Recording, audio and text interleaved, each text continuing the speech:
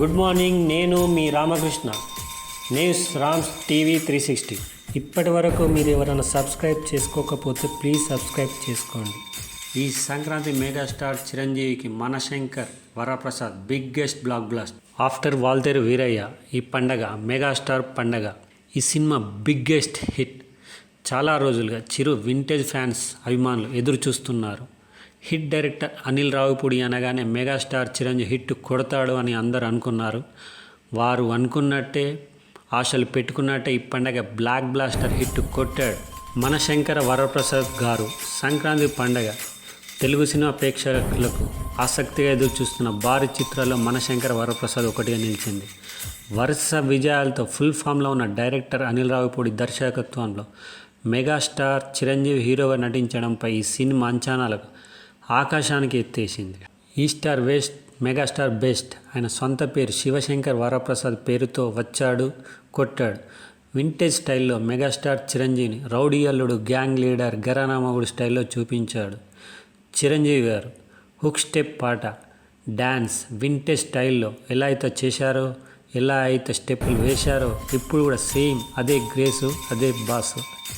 ఈ మూవీలో విక్టరీ వెంకటేష్ కీలక పాత్రలో నటిస్తున్నారు. ముఖ్యంగా చెప్పాలి అంటే వెంకటేష్ చిరంజీవి గారి పాట, సాంగ్ చాలా బాగా చేశారు. కానీ మ్యూజిక్ కొంచెం వీక్ అయినట్టు అనిపించింది. ఇంకా ఎనర్జెటిక్ మ్యూజిక్ ఉంటే ఇంకా చాలా బాగుంటుండే, ఇంకా ఫుల్ జోష్ వచ్చేది. అనిల్ రావిపూడి డైరెక్షన్లో వచ్చిన మన Sivashankar Varaprasad Chiranjeevi Sankranti winner, super blockbuster. దీనికి కాంపిటీషన్ ఏ మూవీస్ లేవు. అందరి కన్నులు అయితే మాత్రం మన శివశంకర్ వరప్రసాద్ మీదనే ఉన్నాయి. ఎందుకంటే ఈ మూవీ షూటింగ్ స్టార్ట్ నుంచి ప్రమోషన్స్ స్టార్ట్ చేశాడు. అసలు నయనతార తోటి ప్రమోషన్ స్టార్ట్ చేశాడు.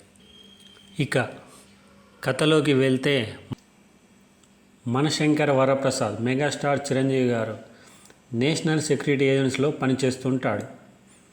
చూడడానికి చాలా హుషారుగా సరదాగా ఉంటాడు. కానీ లోపల ఏదో బాధ.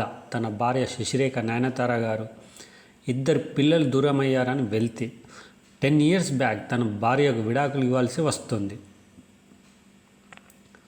అయితే తన పిల్లలు గుర్తుగా వస్తుంటారు. వాళ్ళని ఒకసారి కలుసుకొని కొన్ని జ్ఞాపకాలు పోగేసుకొని క్రమంలో పిల్లల దగ్గరికి పీటీ టీచర్గా వెళ్తాడు.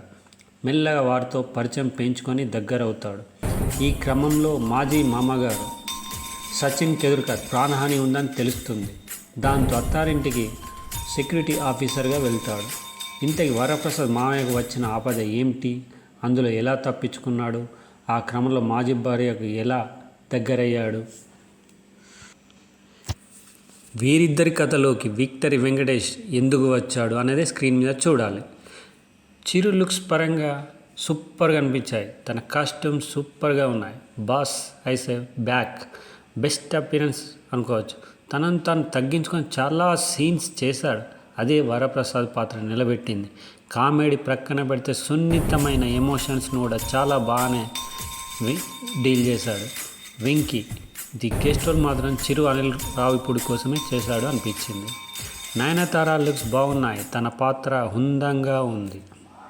సాంగ్స్ బీమ్స్ మీసాల పిల్ల సాంగ్ ఫుల్ వైరల్ అయింది. అలాగే ఇప్పుడు hook step songs megastar Chiranjeevi సంగీతం అందించే అవకాశం బీమ్స్ అందిపుచ్చుకున్నారు. పాటలు చాలా బాగున్నాయి. ఇక బీజిఎం పర్వాలేదు, వీక్ అనిపిస్తుంది. Please like, subscribe and share. ఇప్పటి వరకు మీరు ఎవరైనా సబ్స్క్రైబ్ చేసుకోకపోతే ప్లీజ్ సబ్స్క్రైబ్ చేసుకోండి.